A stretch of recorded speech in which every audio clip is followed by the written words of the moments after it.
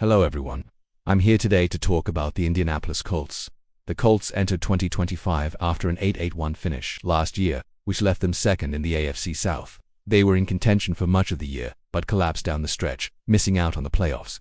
So now we have to ask, what is the outlook for the Colts? Are they poised to compete, or is another 8-8 season ahead? To tackle this question, let's break down everything you need to know. Let's begin with their overall record. The Colts are known as a historically successful franchise, appearing in 8 Super Bowls and winning 5 of them. However, recently, they've struggled to reach the playoffs.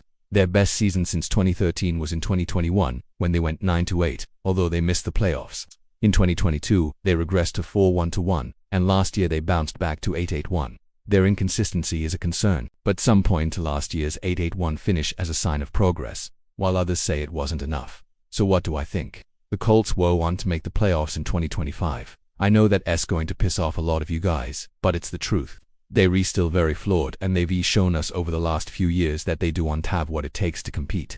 The AFC South is not a powerhouse division, so it's easy to believe that they could get there by going 10-6 or 11-5, but they're not built that way. Let's take a look at their roster. Offensively, they've got quarterback Anthony Richardson, wide receiver Michael Pittman Jr., tight end Mo Alley-Cox, guard Quentin Nelson, and tackle Braden Smith.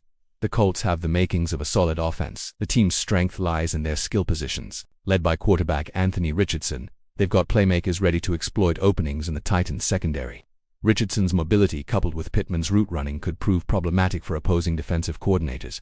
However, the Titans are banking on Nelson and Smith anchoring the line, creating pockets of time for Richardson.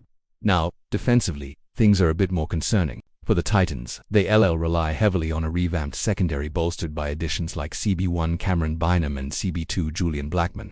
The front seven will be anchored by veterans Grover Stewart and Zaire Franklin, looking to generate pressure and stop the run. But the Titans aren't expected to match the offensive firepower of their rivals, meaning their margin for error is slim. They'll need to play near flawless football to upset teams like the Jaguars and the Texans, let alone perennial contenders like the Chiefs, Bills, and Bengals. Now, let's talk about their schedule. The Colts face a challenging slate in 2025, including a tough AFC South where every opponent seeks to claim the crown. Games against the Jaguars, Texans, and Titans will be pivotal. Plus, they've got tough matchups versus the Broncos, Patriots, Dolphins, Chiefs, Ravens, and Packers. Success in these contests will be paramount for the Titans to make a statement. But unfortunately, I don't see them getting enough wins to make the playoffs. They're probably going to finish 8-8 again. So now let's explore their most compelling matchup. The Colts versus the Titans. This is a historic rivalry filled with passionate fans on both sides. The Colts hold a slight edge in the overall series, which started back in 1960. In the modern era, however, the Titans have dominated since the 2000s. The Titans have claimed 22 out of 33 meetings, making it a challenge for the Colts to secure a victory. Both teams are coming off 8-8 seasons, each hoping to improve upon last year's performance. For the Colts, the pressure is on new head coach Shane Steichen to guide them to a better record and perhaps a playoff berth. On the other hand, the Titans, under head coach Mike Vrabel, are aiming to maintain their status as a competitive force in the AFC South.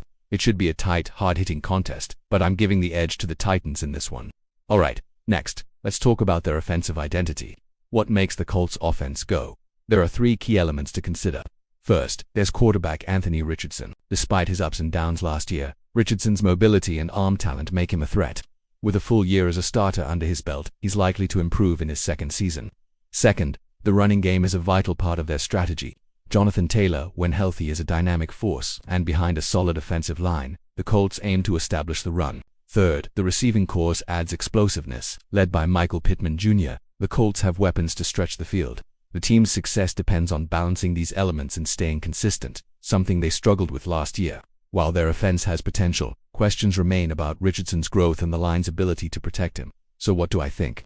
The Colts will average around 22 points per game. They've got talent on offense, but there are still some question marks. Now let's discuss their defensive identity. The Colts' defense aims to establish a physical presence, relying on a strong pass rush and opportunistic secondary. Here are 3 key elements to watch. First, the defensive line, anchored by Grover Stewart, will be a pivotal force in stopping the run and pressuring opposing quarterbacks. Their performance will be crucial in determining the success of the entire unit. Second, the linebacking corps, led by Zaire Franklin, provides both run support and coverage skills. Their ability to read the play quickly and react accordingly will be vital, especially against mobile quarterbacks like Lamar Jackson and Jalen Hurts. Finally, the secondary, strengthened by the addition of Cameron Bynum, aims to limit big plays and capitalize on turnovers. The Colts are counting on Bynum's experience and leadership to guide a young group of defensive backs. However, the Colts' defense faces challenges. Teams like the Jaguars and Texans feature explosive offenses. The Titans and the Bills present tough matchups. Containing mobile quarterbacks will be key. If the Colts' defense falters, their playoff hopes could dwindle, placing more pressure on the offense to score points in shootouts. So what do I think? The Colts will allow around 24 points per game. They've got some talent on defense, but it's a unit that I don't trust. The no one reason why the Colts might shock the league this year. They've found consistency in coaching, offensive scheme and player development. New head coach Shane Steichen brings a different system than previous regimes. It's yet to be seen if the players buy into it. If they do, and if Steichen can develop Richardson into a consistent passer, then the Colts might exceed expectations. But if not, it's likely more of the same. Now I want to hear from you guys. What are your thoughts on the Colts? Will they make a run at the playoffs? Do they have a shot to win the division?